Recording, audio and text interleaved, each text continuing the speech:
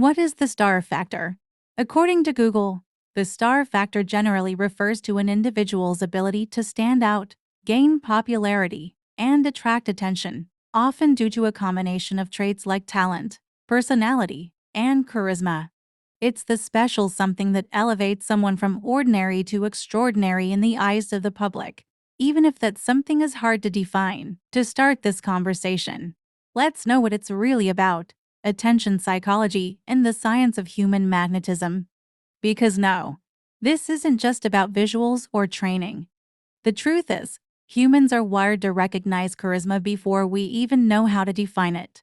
That thing that makes us stop scrolling, tilt our head, and go, "Who is that?" It's instant, primal, and subconscious. You walk into a room, or more accurately in this case, you open a performance clip, and your eyes land on one person. You don't know why, they're not even in the center. But something about the way they move, the way their face registers emotion, or just their stillness, something tugs at you. That's charisma, and charisma is the bedrock of the star factor. And no, charisma is not the same as talent. It's not the same as beauty. It's not even the same as confidence. It's about a visceral connection, a kind of emotional resonance that bypasses logic and hits you in the gut. Most idols are trained to perform, very few are born to command. That's a truth a lot of K-pop stans aren't ready to face. You could be the best dancer in your group, the strongest vocalist, the most likable member in interviews, and still not have that spark that turns you into a generational icon. Why do you think the same few idols dominate trends, memes, and public attention even when they're not the best technically? Because the industry and the audience instinctively recognize something deeper than skill. That's the star factor. Now let me be clear, K-pop training systems are intense. You can spend 5 to 10 years perfecting your vocals, your dancing, your expressions, your media presence, and all that effort might get you to debut. But it doesn't guarantee that when the camera pans to you, people will care. That's the harsh truth. We've seen it again and again. Idols who do everything right, yet still can't command a stage. Meanwhile, someone with mediocre technique and less line distribution might be the most memorable person in the group, and companies know this. They know exactly who the IT members are. That's why certain idols get pushed to the front, even if their singing isn't the strongest. People act shocked when a member with less lines gets more screen time. But it's simple. The camera loves them.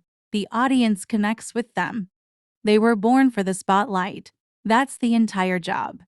It's not fair, and it's not always kind, but it's reality. That doesn't make others in the group talentless. It means they might not be the center.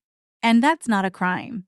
What is a crime is when fans force the everyone is equal narrative so hard that they start attacking idols who naturally stand out. We've seen it happen.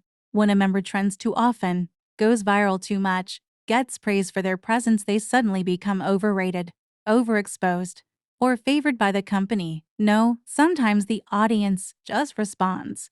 And the company is playing the smart game by leaning into it. It's painfully obvious. We know who the stars are. We see it in the way people outside the fandom talk about them. We see it in how their fandoms explode, how they dominate brand deals, how they light up red carpets without saying a word. You don't have to be the most talented or even the prettiest in your group.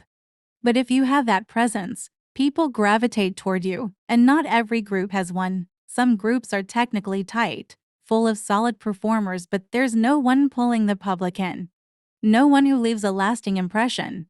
That's why some groups debut with a bang and fade just as quickly. No anchor, no magnetic face, no star to hold it together. Not everyone in a group is meant to be the face, the IT girl, boy, the camera magnet. That doesn't mean they're irrelevant. It means they anchor the group in different ways. Some members carry the vocals. Others kill it in dance. Others are variety gold. And yes, some exist to shine on stage like they were born for it. So where does that leave us? With a very human truth. Star power isn't for everyone, and it doesn't have to be. We need to unlearn this toxic idea that every idol needs to be a star to be valuable. You can be a vital part of a group without being the most popular member. You can be a reliable performer, an emotional anchor, a variety genius, a lyrical genius and still not be the one who turns heads in a crowd. That's not failure. That's balance. K-pop groups are like ecosystems. The flower that gets all the sunlight still needs roots. The one who dazzles on stage still needs teammates to pass the baton. But the flower will always be the one people notice first, and that doesn't make the roots less important. The star factor is rare, emotional, and sometimes painfully unfair, but it's real. And the more we try to democratize charisma, the more we expose our own inability to handle the fact that some people just have it. And that's okay. Just don't lie to yourself about who does and who doesn't.